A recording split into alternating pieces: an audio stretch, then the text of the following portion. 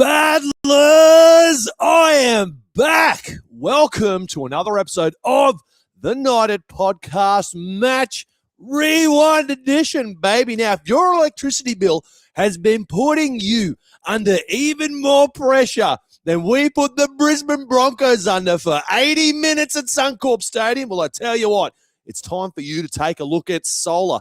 Audra Solar, a local family-owned and operated service in Newcastle, Lake Macquarie, the Hunter, Port Stephens, and the Central Coast. They will handle solar installs, battery storage, EV chargers, and everything. And I mean everything is done by a solar accredited electrician. No contractors, no pushy sales team. And every single system is custom designed to your home. They'll even come to you and give you a free on-site quote. So what are you waiting for? Head up Audra Solar at audrasolar.com.au or give them a buzz, 1300 104 914, and see why the locals keep dishing them up the 5-star reviews. Audra Solar, powering homes across the Hunter the right way. Well, what an episode we have in store for you tonight. After 3 straight narrow losses, a game script that could only have been written in the stars by the rugby league gods themselves. Last year's Wooden Spooners defeating last year's premiers in their own backyard. The Knights travel to Suncorp Stadium Saturday night, which a stadium we have a rich history at, winning the very first game at that new stadium all those years ago and spoiled the party. Well, I tell you what, we kept that theme going. We spoiled another party. That's right. What will be known as the worst premiership defense of all time, single-handedly keeping our finals dreams well and truly alive. We have ended that of the Brisbane Broncos simultaneously.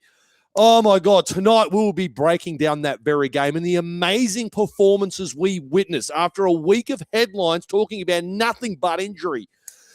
Oh, not only will we be getting to that, Battlers, we'll be taking a look at your Titanium Forge Player of the Week, brought to you by LGB Marine. I'll be giving you my PayCat Knighted Players of the Week, as well as answering your Get Out Alive fire safety training burning questions. So, Battlers, sit back and get ready as we take a look at the Justin Holbrook outlook of our round 22 clash against the Brisbane Broncos, baby. Let's go!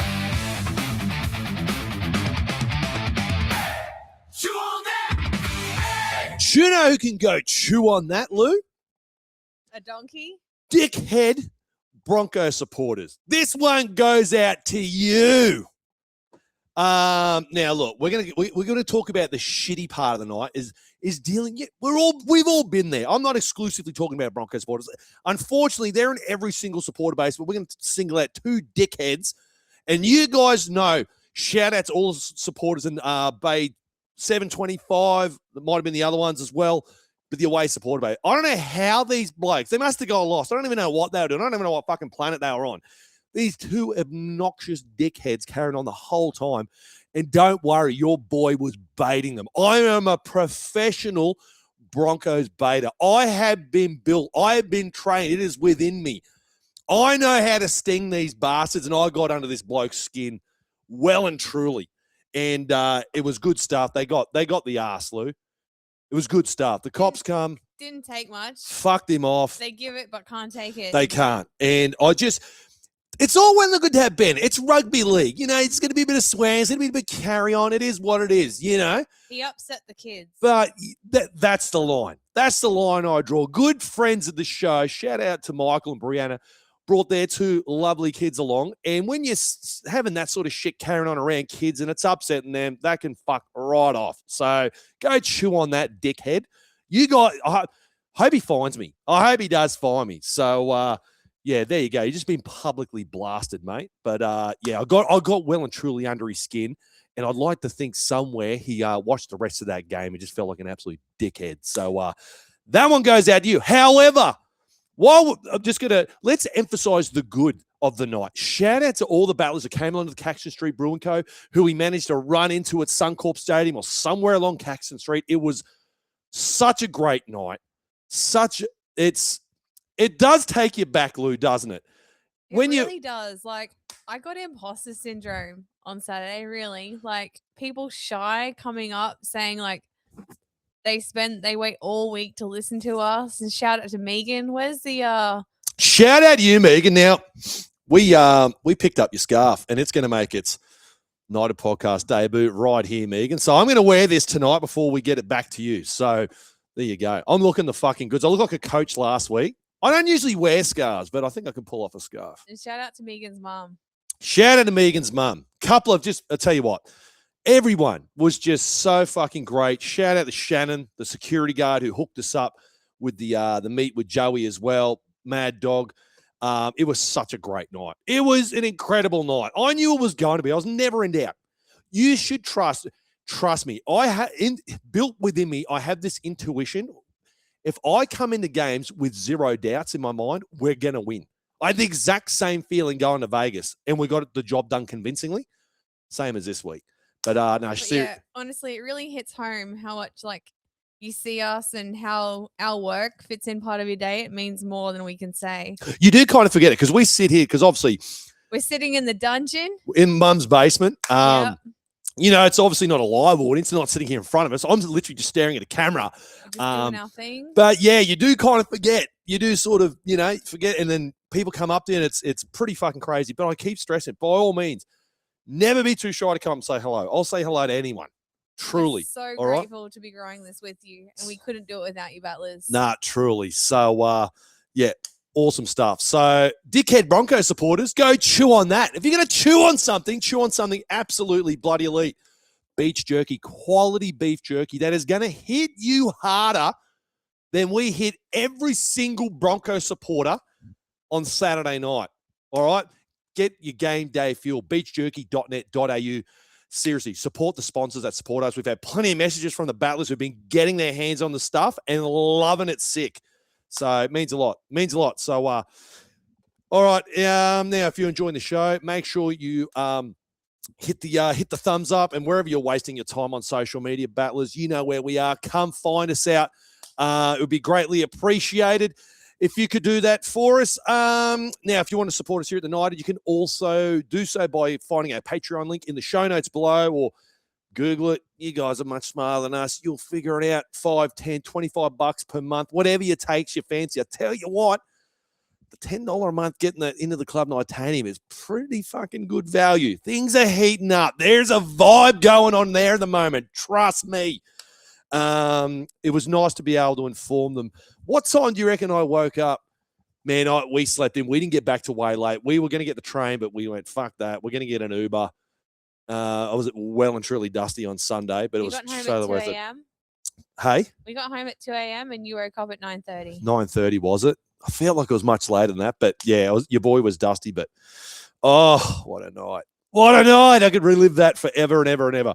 All right, let's do it. Let's take a look at this week's United News. It's the United News. All right. Now, the Knights have officially unveiled their Indigenous jersey. Now, your boy, I didn't realise. I had a battler send me some photos from within a Rebel Sport, which I used as a graphic and posted, thinking the Knights must have released it. It's in the shops. So I got the jump on that one. I didn't even realise the Knights hadn't unveiled it yet. So apologies, Knights. By the time I realised it was too late, it had already been up for too long. I thought, fuck it. I'm not going to delete it now. I'll just leave it up. But you let me know in the chat. What do you make of this one? I really like the design. What do you think, Lou? I love the eagle chevron. I love the fact that NIB have gone the white. They did that last year, I believe, with the Indigenous logo. Please, for the love of God, NIB, if someone within those four walls of NIB are listening to this, or if someone can convey this message to them, we are pleading with you. Give us just the white NIB logo. That's all we ask. It looks so good.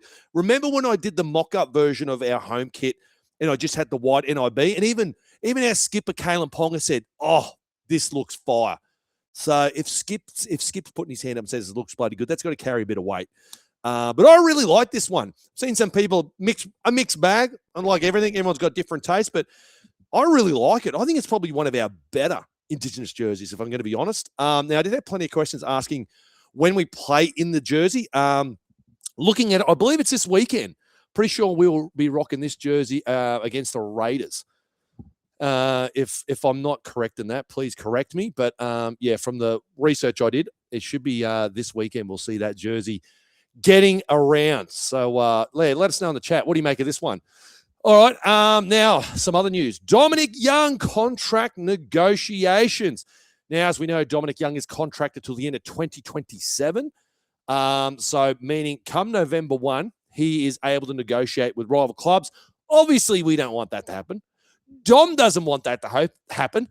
Sue definitely does not want that to happen. A lot of battlers, sorry to interrupt you, Lincoln. Mm. A lot of battlers want to know if we met Sue. We unfortunately didn't get the run into Sue. Yeah, I would love to know where she was sitting because, you know, I stick out like a sore thumb. Unfortunately, we didn't. I was so excited with the potential to meet Sue. I did get to meet Brady's parents. Obviously, they live in the neighborhood here with us. Never run into them. But while we're at the Caxton Street Brewing Co., we caught up, which was pretty cool. But no, unfortunately, we didn't get to see Sue, which sucks. But I'm sure, I don't know, maybe next year sometime she'll be making the trip down. But yeah, now, what have I got here? It's been reported negotiations were initially kicked off in late May.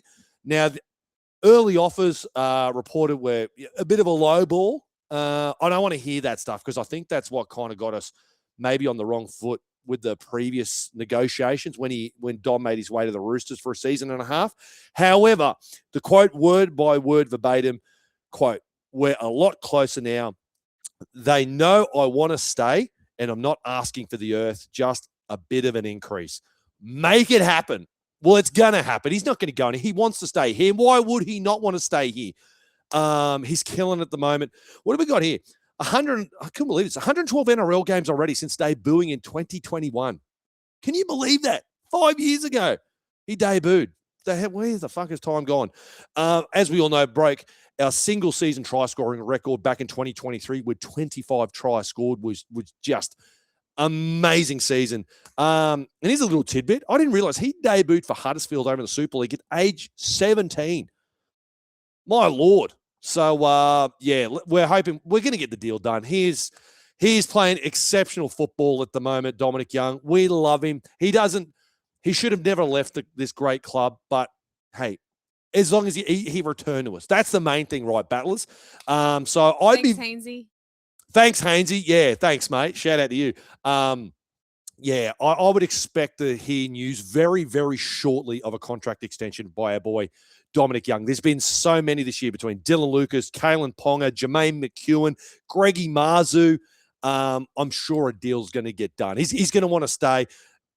It's just a vibe at the moment. A premiership is literally right around the corner. Everyone's buying in. I'm calling it the Kalen Ponga effect. Soon as he re-signed, we've just seen this onflow of talent wanting to stay at the club under Justin Holbrook and skipper Kalen Ponga. So I'm not at all worried. Not like what we saw at the end of 2022. I'm much more confident this season. It's going to be a done deal.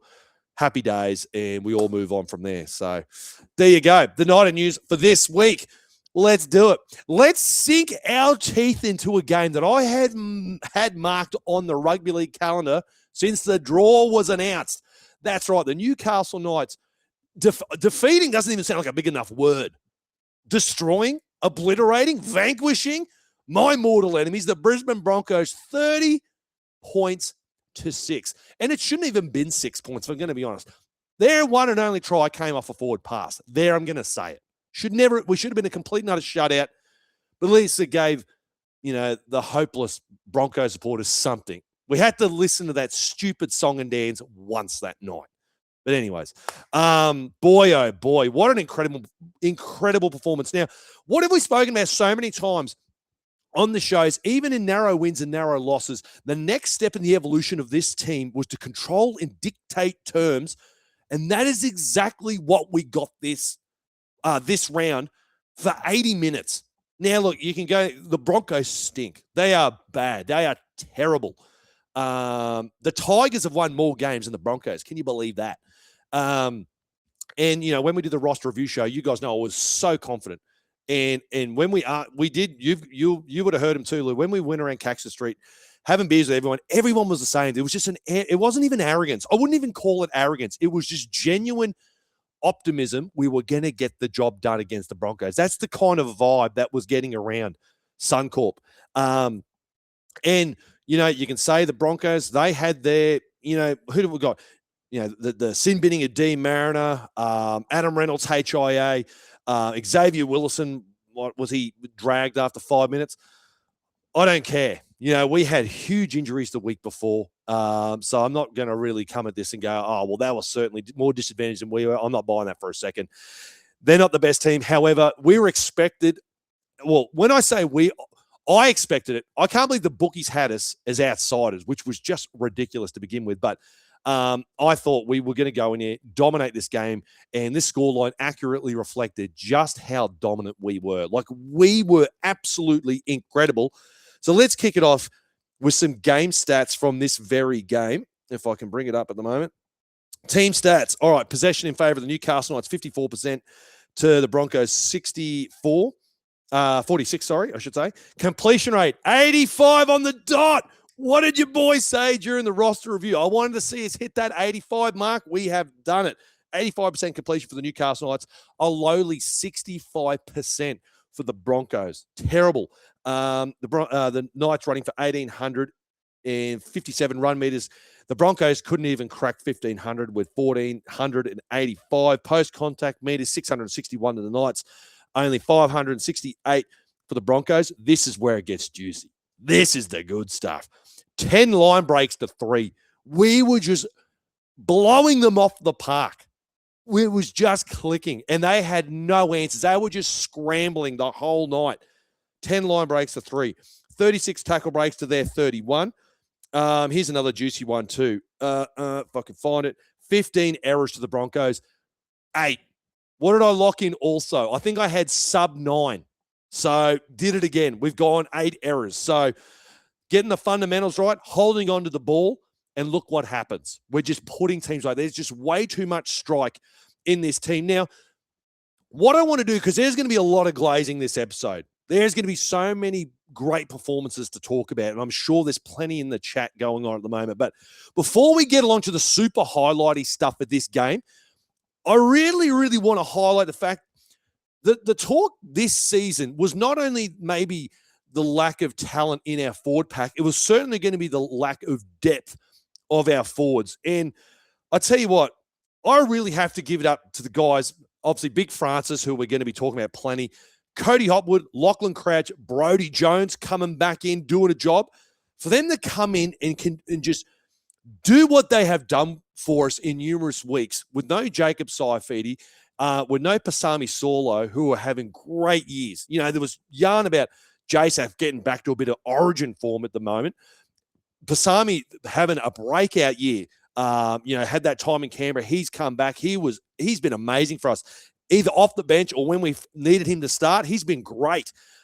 Missing both of those guys. Geez, these young guys stepping up, doing a job. I think we have to commend the forward pack, because I think it gets a little bit overlooked. And when you look at the other side of the field, they had Payne Haas and Patrick Carrigan play big minutes, 80 minutes, but they went fucking toe-to-toe with those guys and held their own. So a huge congratulations to the young forward pack. I thought they were absolutely fucking incredible, because I think a lot of people are going to be talking about the outside backs and the spine for the Newcastle Knights, but I really want to shine a fucking big old light on our forward pack. I think they have been absolutely fucking outstanding, and they were tremendous this game. So kudos to you boys. All right, I think we just kick off the glazing and name your Titanium Forge Player of the Week, brought to you by LGB Marine, the experts in building resilience on and off the water, just like the tougher structures they construct. This week's player has been battle-tested and built to withstand anything. LGB Marine, strength, precision, resilience. Let's dive into this week's winner. Back to back, our boy, Frank the Tank. Frank and the Furious. Freight Train Frank, whatever you want to call him. Frank around and find out. Frank around and find out. Our boy, Francis Manulei-Lua, picks up your Titanium Forge Player of the Week once more. And oh my Lord, this man is vindicating me all over again. What do we say? We're in silver linings areas. We've just got to look at the positives. You know, it sucks you got Dylan Lucas out. It's terrible. It sucks you got Dylan Brown out. But the silver linings are you're going to give some opportunities to some guys, and they're going to put their hand up. And Francis is just the poster child for that at the moment. Oh, my Lord. On and off the ball, in defense or attack, Francis was just an absolute fucking beast. Huge plays in this game. Defensively, putting on some mad shots on Ben Tolte and Patrick Carrigan, just forcing errors in that first half. Oh, my God. Massive plays there. Stuff you love to see. When you see like the older fellas like Tyson Frizzell getting in and around that, seriously good stuff. Now, we didn't even know we had this in his arsenal. We know he's quick. We know he runs a good line. We know he can tackle. But what we saw with a 20-meter cutout pass to Greg Marzu had our jaws on the ground at Suncorp Stadium. Oh, my Lord. Now, I will have you know, I'm not sure, I'm not sure of the relation. However, they did post a little, I'll bring up my Insta because I did share it on Instagram. Where is it? If I can find it for a moment. It was when he was a young bloke, he had 11 years ago met a young Adam Reynolds, and he was this, full circle moment. 11 years later, he's got this, cute little photo here with Adam Reynolds. Now he's playing against Adam Reynolds, and the post actually just says he actually early on in his career, as a young bloke, played in the halves. So I was like, wow, that's where it must come from. Playing in the halves, has the cutout pass in him. And, oh, my Lord, just a change of direction, plants the foot and rockets that bastard out. It said, look like Ricky Stewart or Freddie Fittler or Joey back in the day. Absolutely nailed it. Boy, oh, boy, this guy, what a talent. Auckland-born, went through the Penrith system before he landed in our lap. I believe Peter O'Sullivan, I was reading, had seen Francis around the traps at his time at the Warriors, so he kind of had a bit of an eye on him. And I think he was saying something like, the world was this guy's oyster. Maybe he's just a bit lazy, wasn't fully committed, but if he could just knuckle down and really become a professional, this is what he could be. And, man, just huge, not only a huge shout out to Francis, he's obviously put in the work, but the coaching staff. For them to get this out of this young man is nothing short of just absolutely fucking incredible. It just goes to show I've said it personally numerous times. I know we mightn't have got a lot right, under the Adam O'Brien regime there, but I tell you what, the juniors in the coaching, and when guys generally come up and debut, they look pretty fucking good. And Francis looks fucking amazing. So thank you, Kai Pearce-Paul, for giving us the heads up on him once more. He was absolutely insane. I want to know, what are the battlers saying about our boy Frank the Tank? I'm sure they are just absolutely glazing him at the moment. Matthew said, give Francis and the Furious a massive contract extension. Yeah, he is going to have, I'll tell you what, with these new clubs, or any of the clubs at the moment, his 8th NRL game, and this is what he's dishing up. Snedden said Justin Holbrook, Nitanium club member every week. This bloke's got some Nitanium in him, 1,000%. Yeah, fuck. Those hits in D, holy shit, they were good. And I said he's against Paddy Carrigan, putting him on the best of them too. He's not like he's laying out, young bloody outside backs. He's going toe-to-toe with the big dogs in the middle. Love it. Kind of what we saw from Lockie Crouch against Keon Kolomatangi. These blokes are not afraid to take a step forward. It's just going to be scary. Where is this going to guy be after another full preseason and more games under his belt? Scary. Like as I was saying, it sucks to lose Dylan Lucas. It does. Origin caliber player, but I said, I don't think we're going to lose a whole lot more on that left edge when you got Big Francis running out there. Just he passed the eye test. The small opportunities he's had, he's had some huge impact. And this game has proved it once more. Like back-to-back Nitanium Forge players a week is insane. So huge shout out to Francis. Massive fan of the show. He loves the content, so he'll be loving this. Maybe somewhere he's just quietly watching this. You never know. You never know. He probably won't admit it, the big dog, but yeah, very, very well deserved. Holy shit. Strap yourselves in, competition, because this guy's an absolute fucking handful. Let the glazing continue. I'm going to give you my United Players of the Week, brought to you by Paycat. Payroll made dead easy by a crew in Newey who know their stuff. Whether you're paying the boys on a construction site or trying to figure out that tricky Shads Award for your NDIS biz, Paycat make it dead easy. You know, the Paycat team do it for you, or you can do it yourself. Either way, you can have more time to drink some grain-fed game day lager, eat some beach jerky, and watch the Newcastle Knights pound the Broncos in the core of the earth. Let's take a look at some blokes who earned their pay this week. My 3 points this week, I had to go with Kalen Ponga. I thought Skip was absolutely everywhere. He was so involved. Not the massive highlight game, but I tell you what, he had his fingers all over this game, all over it. He was, I thought he was absolutely incredible. Every single play, he had plenty of touches on the ball, and we all knew this was coming. I think we're going to get 2023 Kalen Ponga all over again. I think just the way that it just feels like the way that this season shaped up with the loss of, particularly the loss of Dylan Brown. I think he's thinking more and more responsibility is going to be put on his shoulders. Not only because he's generational talent, because he's the skipper of the club. But the scary part is, unlike 2023, where he was absolutely the tip of the spear, we have so much more strike across the park now. I asked the question on Facebook. I was like, who wins in a game between the 2023 finals team that we had or the team that played the Broncos on the weekend? And unequivocally, everyone was saying, it was the team that we just watched play this weekend. Even without Lucas, even without Brown, they would believe this team right now would beat 23, and I'm 100% with you. I think there's just too much strike when you got guys like Sharp. I think Sandon Smith, I love you, Jacko Hastings, but Sandon Smith is certainly got far more attacking upside in the modern game that we saw from Jacko. It's just, it's going to be scary good. I think he's going to take this team on his back, and because Kalen Ponga's out there, I am more and more sure that we're going to be playing finals football.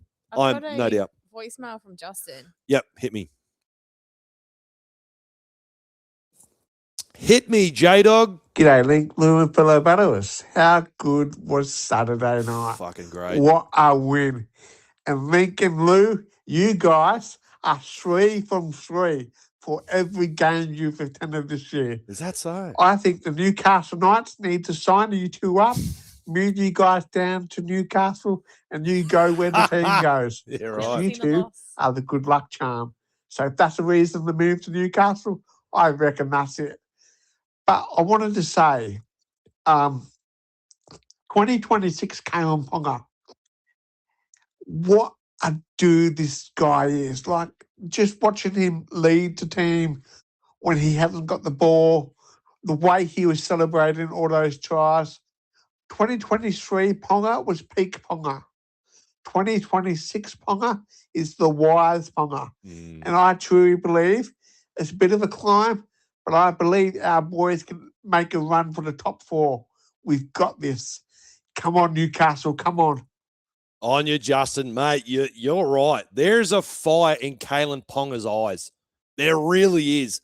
You see him, just the body language. You know when who threw the forward pass to Tony Staggs and then the try was disallowed for the Broncos and he was just going fucking off. So that tells you just those little moments. You know, we all know what Kalen's like off the field, but don't get it twisted. No doubt in our minds whatsoever, he is the most competitive football player out there. He'd be very similar to that of Joey. He would demand excellence, and he's so competitive. He wants to win. And that, again, I'm repeating myself, but it cannot be understated how much it means to us. Looking back now, I know the Kalen Ponga re-signing happened a couple months ago, but look at what's happened since. The re-signings, how we're playing as a club, even when we're not playing at our best, we're gritty, we're resilient, we're hanging in games. And then when we turn it on, this is what happens. Like, the competition should be put on notice. Look, seriously, look what the Roosters just did to the Cowboys. They beat them by 70 fucking points. We lost 2 of our best players in that game and only got beaten by 1. We very well could have beaten the team that went on and put on 82 points against the Cowboys.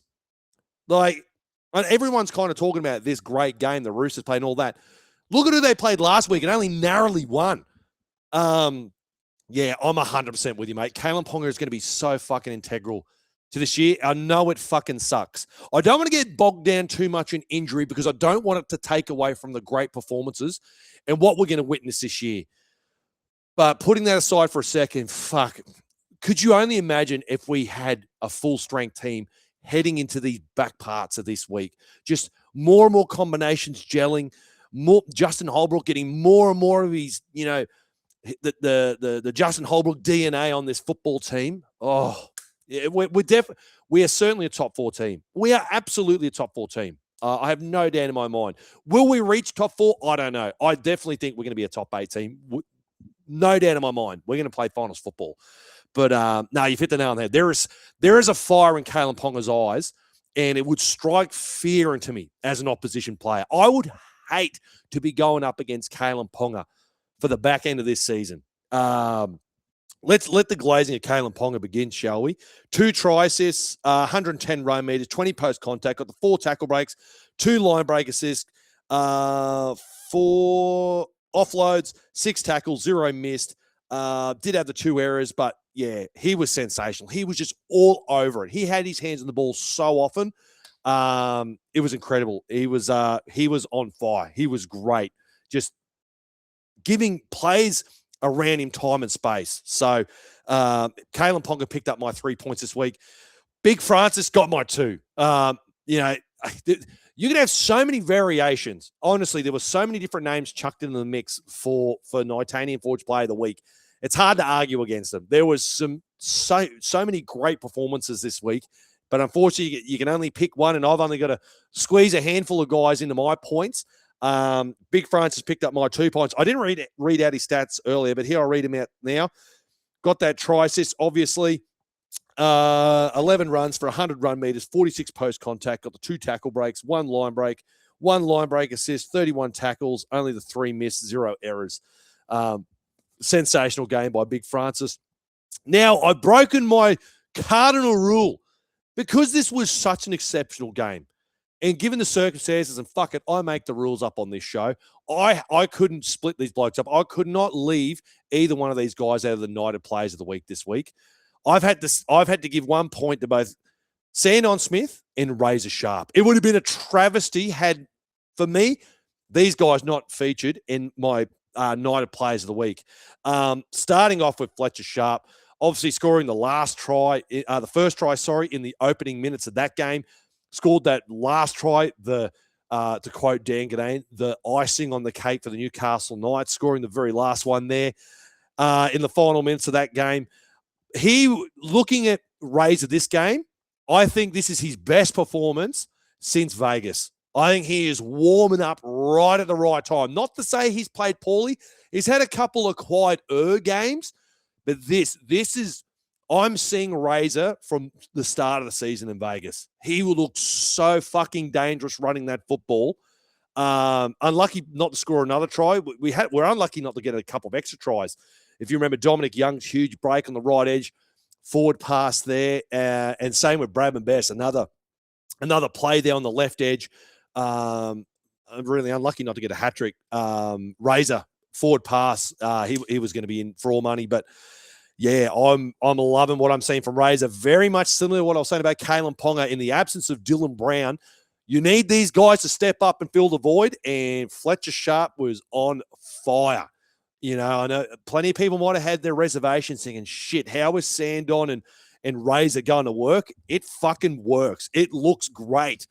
I was saying on the Tuesday show, they have played the most consecutive games together than anyone in the season. So 3 games back-to-back in the halves. Now they've won 3 from 4. They've got a 75% win rate when we've got those 2 boys at 6 and 7. So they looked excellent. They work. They clicked. They didn't get in each other's road. It's only going to get better again. I thought Razor was unbelievable. Plenty of people had him as their Titanium Forge Player of the Week. It'd be hard to argue against it. It would be hard to argue against it. He was absolutely incredible, Razor. Where are you, mate? Obviously bagged the 2 tries there, 14 runs for 168 run meters from our 5'8". 26 post contact, got the 4 tackle breaks, 2 line breaks, 1 line break assist, 1 offload, 30 tackles, only the 1 miss, 2 errors. But yeah, he was incredible. Had his hands all over this football game, well and truly involved. And yeah, I certainly think this is his best performance since what we saw in the opening minutes of Vegas. And my other 1 point, could not go past Sandon Smith. I could not go past Sandon. What an absolute exceptional signing this was. I'm going to say it, for 2026, I believe the signing of Sandon Smith is as equally as important as that of Dylan Brown. I really do. Dylan Brown, unfortunately, had bad luck this season with injury. That earlier one, what was it, round 2 or 3 against Manly, had a fair stint on the sidelines. Obviously, the ACL now. It just goes to show you how clutch a signing it was to get Sandon Smith's signature and bringing him into the club. Like, he has filled in and done such an amazing job for us. For all you younger battlers, there was a guy in our first premiership season. If you don't know him, it was a guy called Leo Denver. Now, in 1997, for a big part of that season, Andrew Johns was injured. All right. Now, he did come back into the final season, before finals in that season. However, Leo Denver, unheard of Leo, relatively unknown player, Leo Denver stepped into Andrew Johns' halfback jersey and was so good for us, won so many games. He didn't play in the 97 grand final, but I tell you what, he was so important. Without him, we mightn't have got to the 97 grand final. That's how important he was to us. Now, I know the circumstances are a little bit different, but I'll tell you what, I'm going to be putting Sandon Smith in the same basket if he can get us into finals and then some. As I said, coming to the club, he wanted that number 7 jersey. He's got it now, and I tell you what, he was amazing. He was absolutely great. As I said before, the next step in this club was to control and mitigate terms for a full 80 minutes, and that responsibility more so resides on that of the halfback. And he was incredible. I thought he was great. I don't know what much more to say about Sandon Smith. Plenty of other people had him also mentioned as their Titanium Forge Player of the Week. But yeah, kicking game was great. The running game was great. I know Dylan Brown's a great runner. I think Sandon's great. I'll have a quick look. What was Sandon's defensively? Let's have a quick look defensively. See, 21 tackles, only 2 missed, which is great. I know there was a little bit of a thing with Sandon maybe defensively. Obviously, not as good as Dylan Brown. Keep saying it. I don't think that there's a half that is as good as Dylan Brown. He's in a league of his own defensively. But 21 tackles, only 2 missed by Sandon. Fucking great knock as well. So a really good confidence-boosting game for him as well. And clearly just buying into whatever Justin Holbrook's selling. It does help that he was in the building with the Roosters, obviously, before Justin Holbrook came to the Knights as well. So that helps his cause as well. But I'll tell you what, I had it here in my notes too. Wouldn't the Perth Bears about now wish they had someone like Sandon Smith? I reckon if they had their time again, hadn't they know now what we know about Sandon, I reckon they would have made a huge play for Sandon. A massive play for Sandon Smith. He is a guy the Perth Bears would love to get their hands on at the moment. So, it goes to show you it's not just the starting team. You got to have quality depth, and Sandon Smith exemplifies that. So, huge props to our boy Sandon Smith. Equally, getting my 1 point there with Fletcher Sharp. This round, Lou, tell me who else is who else do we could literally fucking glaze everyone if we're going to be honest, but we've got a show to keep on track here. What are the battlers saying? Who do they need me to talk about? Before I play a voicemail, Dan said, "Shut up, Link. Don't give the Bears ideas." Yeah. I better not. Hey, I'm sure. Look, mate, if they got functioning eyes, they already know what we know, battlers, 100%. But yeah, Mal Meninga would be looking at him going, Glue. oh, who we got? No, you're right. Let's go. Who we got? Butlers. Paddy. Great win. Fucking I'm oath. spewing. I couldn't make the Suncorp shenanigans. Had a gig on and had to pull out last minute. Oh, Devastated. that's But I am coming down for the Manly game. If any battlers are around for that one, can't wait. Just want to give a shout out to Phoenix Crossland. Yep. I feel like he's just been the heart and soul of this team all year. And I really feel like that was our biggest win of the year, to be fair. Just in the context of the season and the last few weeks and everything that's going on. Yep. Anyways, love your work. Ew. Wise words from the great Paddy. Good friend of the show. Good on you, mate. I would have loved to have seen you there, mate. But hey, when you got a gig on, mate, you're the ultimate professional. You got to go perform, mate. I have to ask Paddy, are you Billy Battler? Because I hear a Ooh. little Billy Battler. Do in there. ya? Yeah. You reckon a he's little gonna be- bit. I don't want to know. If he does tell you, tell DM Lou in secret. I never want to know who Billy Battler is. Oh, here he is. The one and only. Link Lou Butlers. I'm back from the mountains. I found more whiskey. The finals are coming, and I'm feeling frisky. Fuck you, Broncos. Your season is done. Strap yourselves in for a sexy September run. Yes, Billy. How good is that? Yes. That's your best one yet. I'm just going to have that on repeat. That's going to be my fucking ringtone. Good on you, Billy. Have one for me, what, mate? Have a glass for me, pal. Good on you, Billy. Good stuff, brother. But getting back to our good mate, Paddy, yes, Phoenix Crossland. I have to apologize for a huge chunk of the start of the season. I wasn't giving that man anywhere enough credit for a stellar season that he's had. He really, really has. Mate, defensively, he was just cutting blokes in half again. Like, I think he still must lead the record for the most tackles made in the NRL.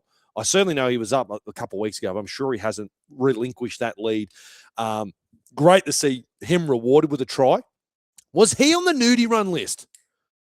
I'm trying to think back if he was on the nudie. No, I think he's already scored, hasn't he? I think Phoenix, this might be his second try of the year. Because I just remember when he did score, I'm like, shit, is he off the nudie run list now or not? But no, you're 100% right, mate. Phoenix has been absolutely fucking crazy good. Hope he's rewarded with that Kiwis jersey. It has a really, really good campaign, mate, for the Kiwis at the back end of the year in the World Cup because he absolutely deserves it, mate. Playing so tough at the moment. A lot of battlers are mentioning the Dominic Hairpull. Oh, of course. How could we? Yes, I got it in my notes. Yeah, the Reece Walsh hair pulling. As a man with long hair, yes, I can tell you, and as many of our female listeners, and there'd be plenty of battlers out there that are sporting the long hair, the male long hair. It's not pleasant whatsoever. It does hurt. Very childish, if I'm going to say, of Reece Walsh. If we're going to be honest here, you don't go just pulling another man's hair. Like, what are we doing here? We don't do that.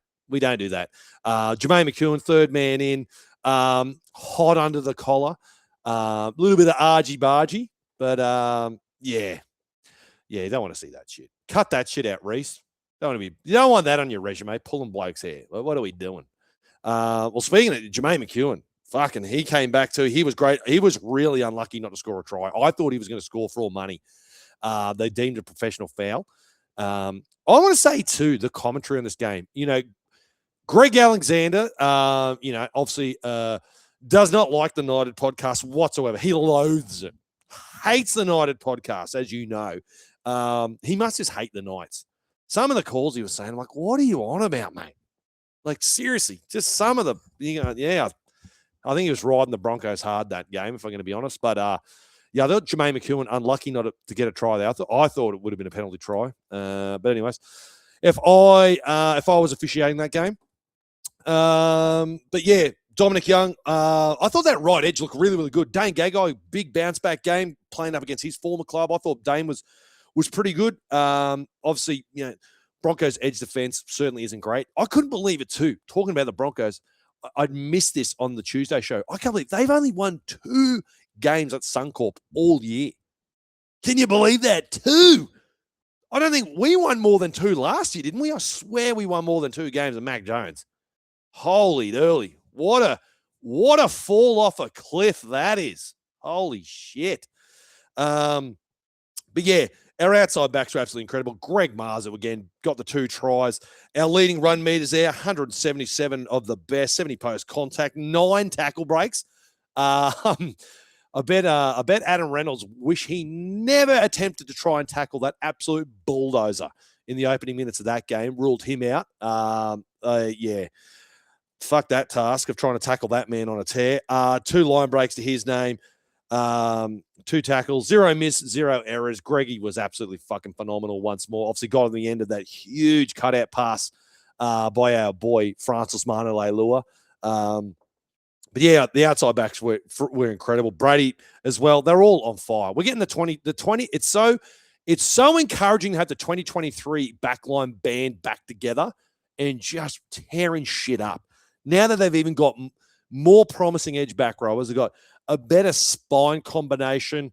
The younger forwards are stepping up. It's just so fucking exciting. And sprinkle that with the magic of Justin Holbrook, Stephen Hales. Let's just give our flowers to Stephen Hales, our attacking coach.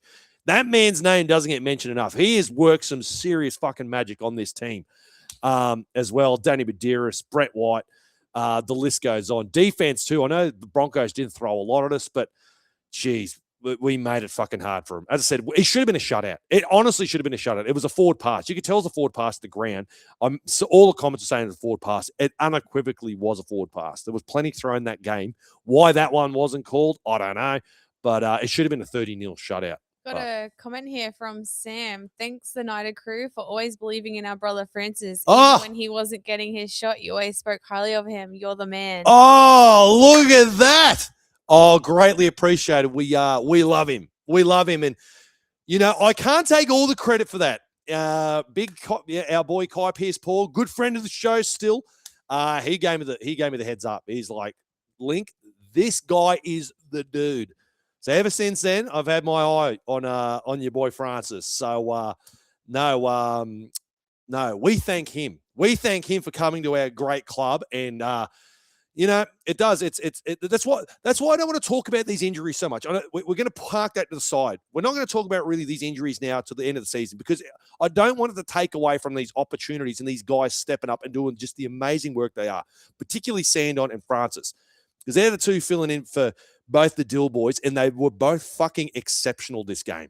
You know, I understand our opposition wasn't the greatest, but this scoreline should have always been the scoreline. It's not like it was a gritty game. It was clunky. It was clinical, and we got the job done. We were in complete and utter control of that game from start to finish, and both those boys were fucking great. As I said, seeing Francis just absolutely drilling blokes in D, hook that into my veins. I was too pissed. I was actually lying in bed. I was going to shoot him a voicemail. I'm like, I won't, because I don't want to wake up in the morning and go, fuck, I regret saying that, and make myself look like an idiot. But no, he's a good one. I'm sure he'd be doing your family very, very proud. I could only imagine. Yeah, I said, if I'm the anyone in the opposition, fucking look out. That lethal left edge. Whoo! As I said, you could do a lot worse than having Jermaine McEwen and Francis Manolei-Lua in the back row. And yeah, sure, Canberra's just sitting there going, fuck. We got a big hef in the chat. Oh, yeah. Still reigning premiers. Yeah, well, technically you still are. You do have that. Even though it's got to be the worst premiership defense I've ever seen. If someone could prove me wrong statistically, if there's a team that's done a worse job of defending a premiership, yeah, it's where were you, Hef? You reached out to me a couple of weeks ago saying you're keen, and then you had other plans, which I'm sure plenty of other Broncos were. There were plenty of empty seats there. But yeah, swings and roundabouts, mate. It's funny how the tables turn. This time last year I was miserable, particularly in October. You guys saw it, a huge crash out. You know, us winning the wooden spoon, and my mortal enemies, the Brisbane Broncos, winning the premiership in the same year. It's nice the rugby league gods have rewarded our faith and flip the script. We're going to be in finals. The Broncos are. The Storm aren't. Man, what a finals campaign. So good. So good. Is anyone I'm missing, Lou? Because if there's anyone, I'm trying to equally glaze the boys here. Giving props to the forwards. The outside backs speak for themselves. Our edge back rowers, particularly with Francis, were just fucking incredible. Spine were just, and they're going to get better and better. Or it's only going to get better and better still. Like this is kind of like a little bit of a Knights, kind of like a Knights 2.0 in a little bit of a way. And you still got some big names to come back, but yeah, so fucking proud of this effort. So proud. Our biggest scoreline, as Paddy said, this season. And the next step in this club was to dictate terms of the game, and this is the time to do it. This is the time to start to warm up. There's no point peaking back in April and deteriorating. We've built this resilience in this team. Now this will give us confidence. This is the shot of confidence to go, boys, when we completed 85%, when we make sub 10 errors in a game, this is what we can do to teams. Just put them away. There's too much strike. There's way too much strike. All those games that we lost narrowly, it was only because we beat ourselves in a way. We were just turning over way too much ball and giving way too many opportunities to some really good teams. Sharks, Melbourne, even though they're not playing finals, they're still fucking Craig Bellamy fucking Melbourne in Melbourne. Yeah, Dolphins, they're a fucking good team, even though we narrowly beat them. So, all the signs are there. All the signs are there, 100%. Cameron said, I don't know how Walsh got that goal kick from where I was at the game. Watching it, it didn't look like it went over. I swear, we were like, I've never sat that high up at Suncorp Stadium. It was, I didn't realise how steep it was up the top. So steep. Yeah. I've sat, maybe had jelly legs at the start. Yeah, it's a, well, how many fucking stairs did we go up? 7 floors. It was pretty fucking high up. I've been like the tier below that before, and then sort of magic round we were down a little bit closer. But yeah, like holy dooly, it was a good view though. The thing is when you get though, as anyone who watches footy, when you're more zoomed out, there's plenty more that certain aspects of the game you see really well, but then when you're close, there's certain things you miss out on. But looking at it, I swear I thought he missed it too. But then obviously was it the first time the bunkers ever had to intervene on a fucking goal kick? That would have been hilarious if he missed it. Also, shout out to Unfiltered Place. Sorry, I have been seeing your super chat. Oh, he sent $30 and said it was so great to meet you. 13 plus. It was awesome against the Broncos. If I didn't have the kids, I'd be at the Caxton. Oh, that's all right, mate. It was awesome to meet you at the Broncos. Love your work and glad you got the Broncos supporter kicked out. Highlight of the game. I don't think it was a collective effort. I just baited him a little bit. He didn't realize he was going up against like an absolute pro level Broncos like rage baiter. He didn't know what he was up against. Never stood a chance. But there you go. What a sensational game of football. I can't believe the bookies had us as outsiders. I've never been more confident in a game. I didn't want people to think I was being obnoxious doing the roster review. I was being genuine. I wasn't putting anything on. I genuinely thought we were just going to put this team away. Their statistics speak for themselves. They've been terrible, awful. And then on the flip side, we have been anything but resilient. Great. And this is just the game we needed we really needed this game to put some points in some teams, really get that confidence and just instill in this team. I'm sure Justin Holbrook, as I said before, will be telling this playing group, look what happens, boys. When we do this, this, and this, this is what we're capable of. And we still haven't seen the ceiling on this team. We still haven't seen it. We might have seen the ceiling on the Panthers. We may have seen the ceiling on the Roosters against the Cowboys. We still not have seen the ceiling of the 2026 Newcastle Knights. That's the scary part. It's going to get better. I think it's only going to get better and better from here. I really do. Spearheaded by Kalen Ponga, our skipper. 100%. Dylan said, how good is it seeing so much Hunter Valley talent, killing it, putting Cessnock and Maitland on the map? 100%. 100%. It's this is where credit has got to go to the administration for looking. It was I know the Panthers blueprint is the blueprint for success. You look at that and go, well, and it's not rocket science, is it? You get this massive nursery, instill these great systems, and just make sure it from here to here, from A to B, It's systematically implemented in these athletes. And, by Peter Parr, ever since he's come in, you can just see this turnaround. And I thought it would take longer to bear the fruits. A lot of people get really impatient when it comes to pathways and these younger guys. But again, when you see guys like Francis, Peter O'Sullivan seemingly being pretty candid about, he might have had a couple of little attitude issues. And look, he's just buying in, reaping the rewards of just buying in and absolutely having a rip and a tear. Just speaks volumes to where, things have to be right at the front office as well as on the playing field and everything in between. Like, look at the fucking West Tigers. You can have all these stars and Benji and all this hype and shit.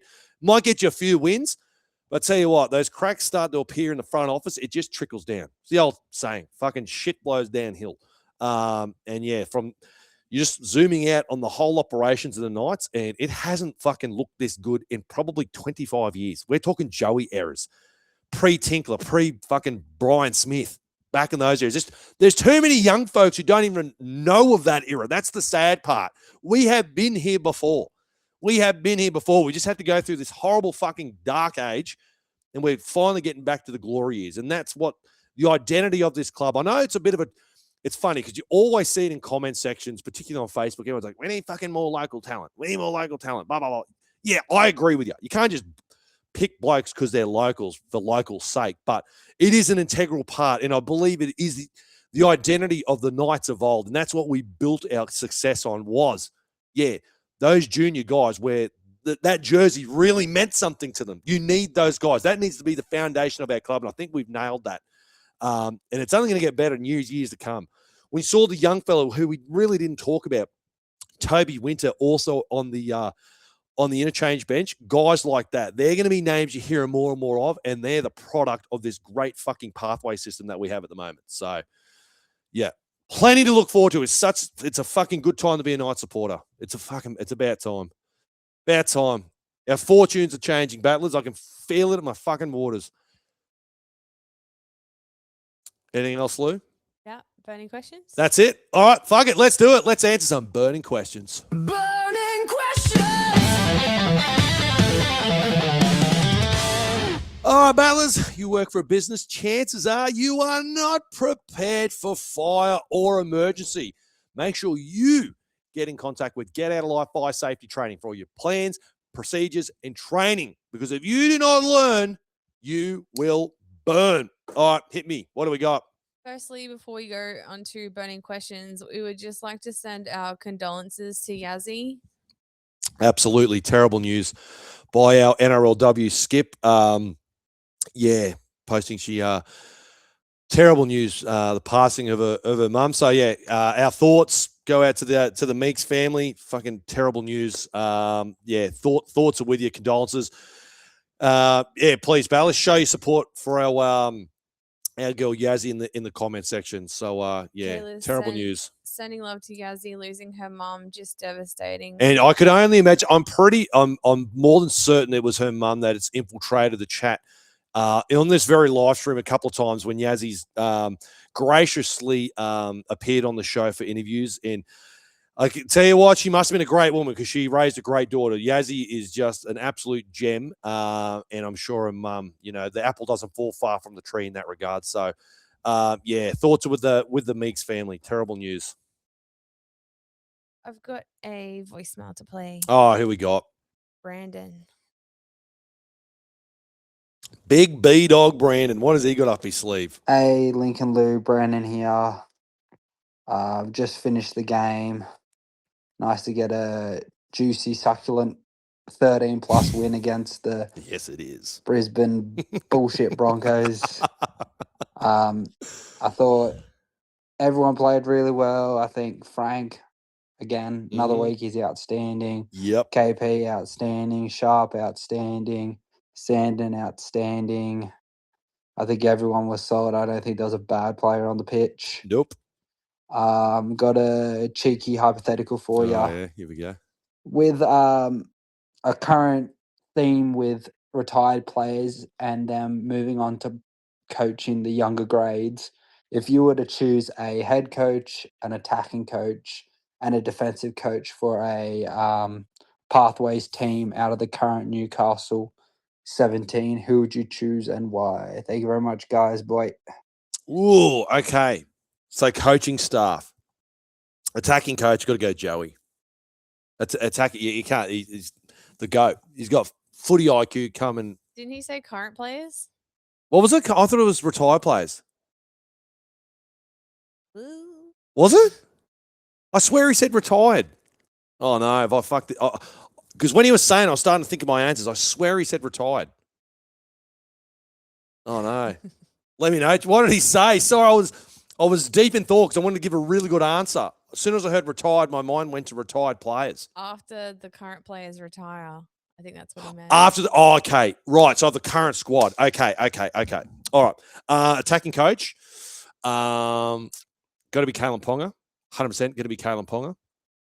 Defensively, I'm going Phoenix Crossland, 1,000%. Yeah, thanks, Dylan. He said the current 7. Okay. Sorry. Your boy, as soon as I heard retired, my mind went there. Okay. Attacking coach is going to be Kalen Ponga. Defensive coach is going to be Phoenix Crossland. Head coach. Do you know what? Probably because it seems like he's of a similar ilk. Probably Dylan Brown. Obviously, mad footy IQ, very relaxed. From all I've heard about Justin Holbrook, he's a very cool cat, very chilled. So I think we need to keep that going. We don't need a Madge Maguire type.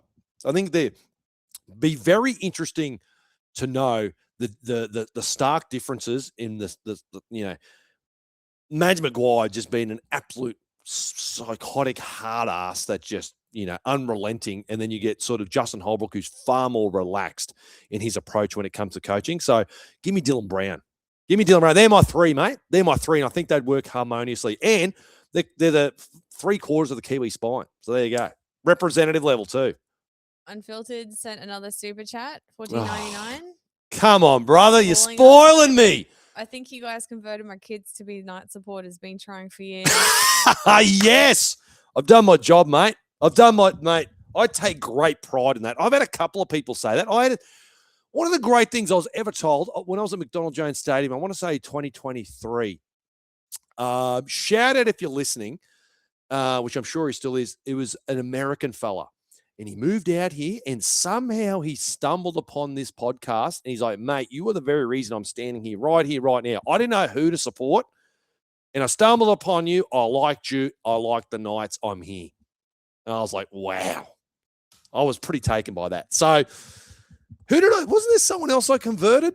Wasn't there someone else who's like, mate, Jesus, you're making me feel like, no, I was a dog supporter. Wasn't it? Was that last week? He's like, geez, I'm getting a bit bi-curious here. I'm starting to look the other way.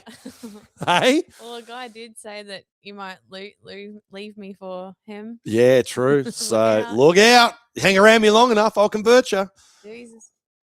Ben said, I had a great time. I got to take my 4-year-old daughter to her first game and she somehow managed to fall asleep in a crowd of 37,000 people. Geez, that's a talent. Nah, how good's it? Nah, good on you, mate. That's what it's all about. Getting the younger generation, getting their eyes on some rugby league football, mate, particularly our Knights. And I'm glad you were rewarded, mate, with a great performance. A great performance, pal. Love to see that stuff, dude. Truly. We took our daughter to their first NRLW game last weekend. Fortunately, not the result. That's all right. We were avenged. Our boys avenged us. Yeah. Tony said, hey, Link, is that your favorite jersey you have on? It's my good luck jersey. I love these 2000s kits. I think this is the first away jersey I've ever worn to a game. Justin said, I don't think Link has changed out of that jersey since Saturday because of the smell of victory. Absolutely. It stinks of victory. It's so good. As I keep saying, honestly, battlers, if you ever come across a 2000s jersey, get one. All I will say is they are a bit of a bigger fit. So I generally wear like an XL, 2XL, and this is like a large. So keep that in the back of your mind. All right. But these are they feel amazing. Shout out to Michael too. We had the 2000s home kit. So we kind of had the 2000s combo going on there. But I generally don't wear away kits to games. So that made its debut. Jesse said, "Hey, Link, have you seen the photo of the young Knights fan giving the thumbs up to Justin in the coach's box and he gave a thumbs back? I don't think another coach would do that. Justin seems like a great guy." Yeah, 100%. How it just warms your heart. It does. It's those little moments. Yeah, good stuff. That's brilliant stuff. Anna's asked, "Hey, what role is Andrew Johns in with our Knights now?" I don't think he does have a role anymore, Anna. I don't think he does. It's been a couple of years, I believe. I want to say 2023 maybe was the last time. And there was, again, it could be complete and utter could be nothing, could have been a rumor or whatever, but there were whispers or rumors that he and Adam O'Brien didn't quite see eye to eye on a few things. I don't know. The old adage, where there's smoke, there's fire, might have been embellished or anything like that. But I don't believe he has at this time. Which, when you think about how well we're going, and we haven't even had Joey in the building yet, who knows? That might be an off-season thing. It might be Joey getting his hands on this spine could only do it better, you would imagine. But no, I don't think he's had anything to do with us for a couple of years now. Is he doing anything with any NRL clubs now I think about it? I know he was doing stuff with Para, Manly at one point, but I'm not sure if he's done anything anymore. Don't know. Let me know.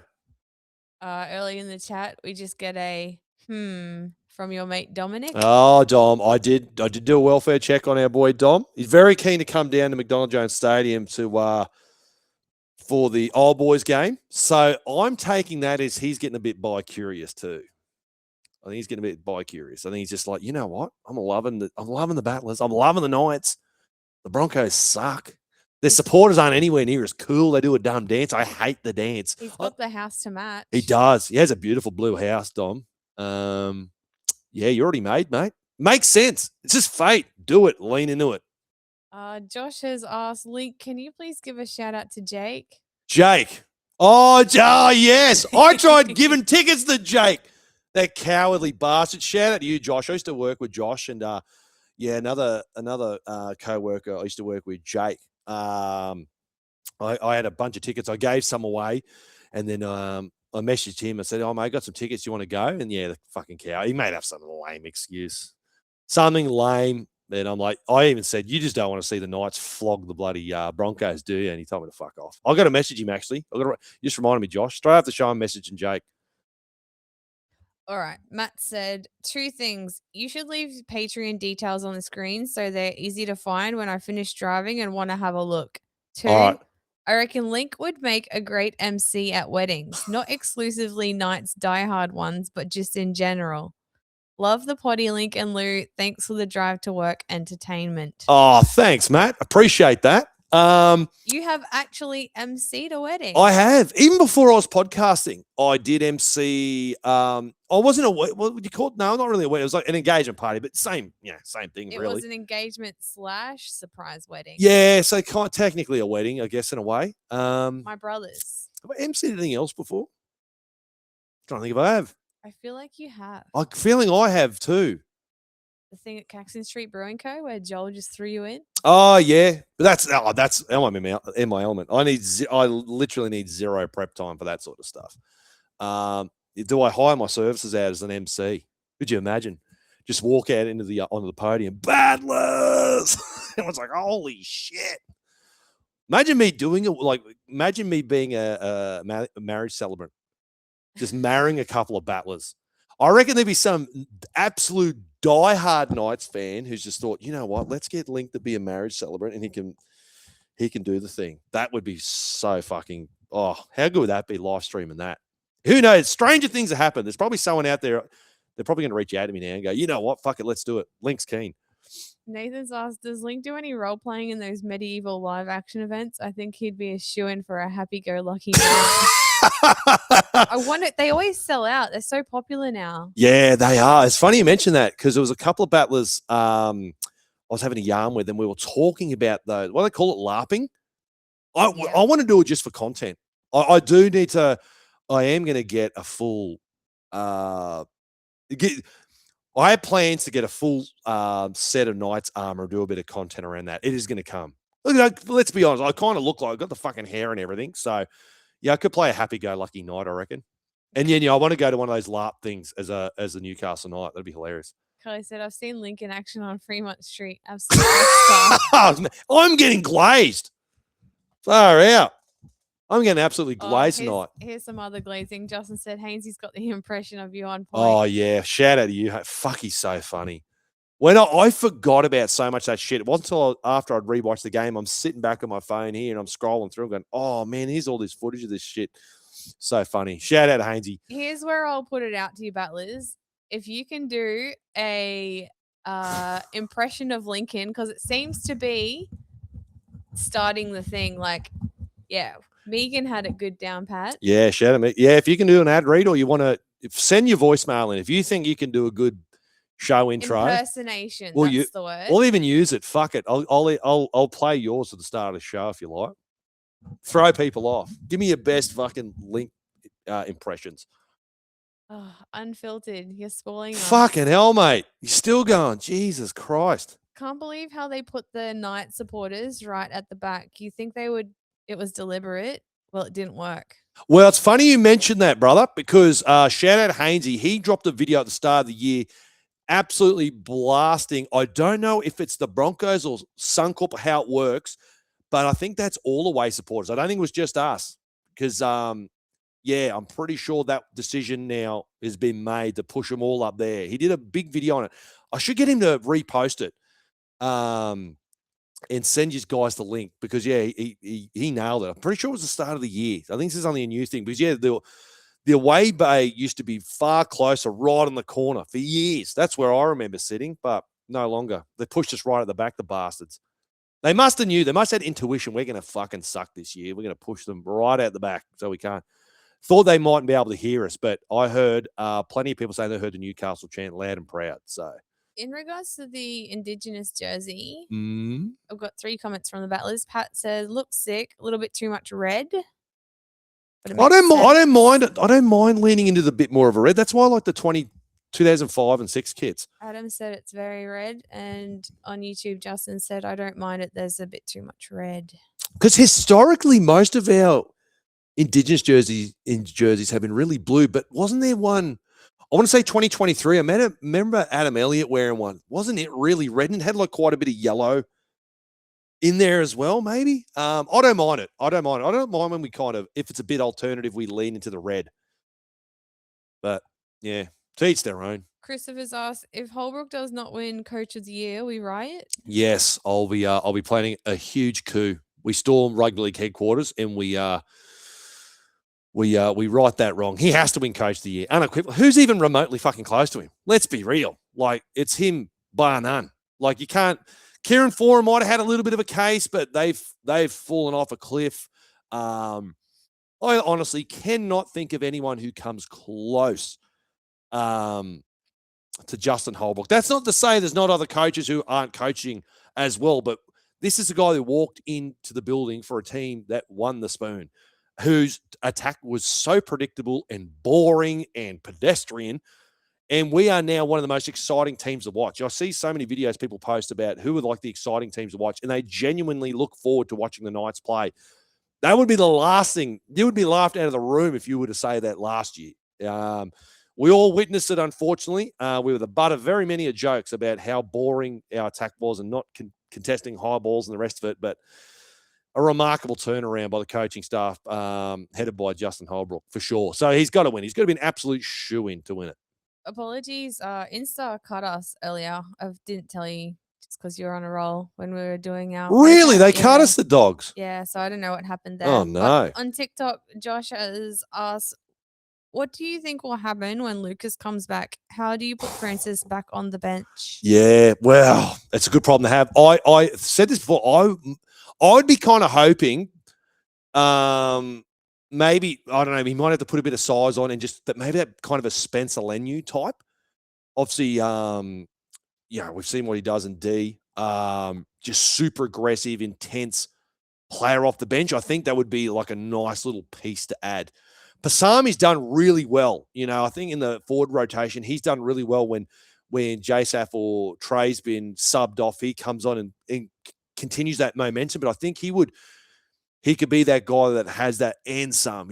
He would have a bit of a high ceiling That's what I would think moving forward. You let me know, but I think that's probably. And with Justin Holbrook having Spencer Leniu at the Roosters, I don't know. My mind just goes to Spencer Leniu type, prototype kind of a guy. J. Marie's asked, why isn't Kalen kicking conversions for us? Oh, yeah, I was thinking this at the game. My only thing was maybe because he had that little bit of a tweak, that quad tweak. So maybe they're just trying to go, look, the least amount of stuff we can get him to do, the better, until like it's like 100%. Or, he didn't have the greatest, with the boot a couple of weeks ago, maybe a bit of a confidence thing. Not, Sandon did miss another one that was kind of easy. So, yeah, I don't know. Hard to say. Maybe it's just a trial and error thing. Maybe if Sandon nailed him like he did in that St. George game, he's the reason really why we won that St. George game. He was huge. Kicked everyone 7 from 7. Was ultimately the difference in that game. And then we remember Valentine Holmes just sprayed that one right in the middle. Very costly miss. We've certainly been on the other side of that before in the weeks after that, but maybe it was a bit of that. Maybe Justin Holbrook's like, mate, I'm just going to give you the keys, and if he kicked relatively well and he's on a heater, leave it with him. So good problem to have at least 2 decent kickers. I know a little bit out of form, but they'll be right. They'll sort it out.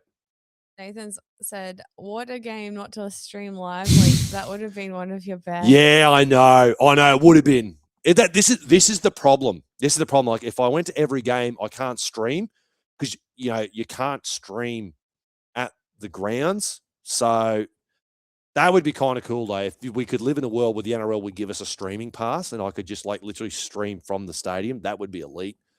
But this is the juggling act because everyone's like, mate, you got to get to more games. I'm like, if I get to more games, I can't do Night's Watch. So it's a bit of a balancing act there. But yeah, it would have been. Absolutely would have been. Dylan said, man, doing the Broncos dance in the Broncos supporters area after Knights scored felt good and also pissed people off. Oh, it is. It's the highest form of mockery. You feel like a douchebag doing it though. Like, let's be honest. I don't know how they. Yeah, I did get the ick when you were doing it. Oh, yeah. I would. I'd be disappointed if you didn't have the ick with me when I did it. I felt dirty doing it, but it felt right at the time. Brent has asked Lou, is Link any good on the karaoke? I've never really done karaoke, have I? You just done the real thing. You were the singer. Yeah. Well, for those who didn't know, I used to be lead singer of a metal band. Used to tour on that. My very first tour, actually, the first tour stop I ever did was at the Station Hotel in Newcastle. Shout out Newey. I stayed at the old. We used to stay in the most dirt cheap accommodation. It was the Formula One Hotel at Walls End. Good times. What's the one song that you always sing that I like when you're singing it? That is What a Fool Believes. What a Fool Believes, or the Doobie Brothers. Yeah. What a banger. He's good at that one. He's good at that one. So treat yourselves to that song. That's Lincoln's. Adam fancies himself as a bit of a singer, apparently, because I think that's why he always books karaoke. You know those guys who like just want to like show off they can sing. It's like, we'll get karaoke. Like, fuck off. You just want to sing in front of people. Oh, you're such a great singer. yeah. That's all he wants. Adam. Sucked in, Adam. Brent. Another one from Brendan. How is Link not hungover from the game on the weekend? I tell you what, Brendan. I was so busy struggling to eat Macca's afterwards. Well, the problem was I was too busy gas bagging at Cax Street Brewing Co. I was trying to feed you food. I think I had 3 chicken nuggets. Yeah, because I'm like, I remember what Friday Night Magic Round was like, so we can eat food. But yeah, I had 3 chicken nuggets, and I'm like, fuck it, I'll just eat at the stadium. And then I'm just too busy gas bagging the people. I thought, fuck it, halftime, I'll go to the bathroom, get something to eat.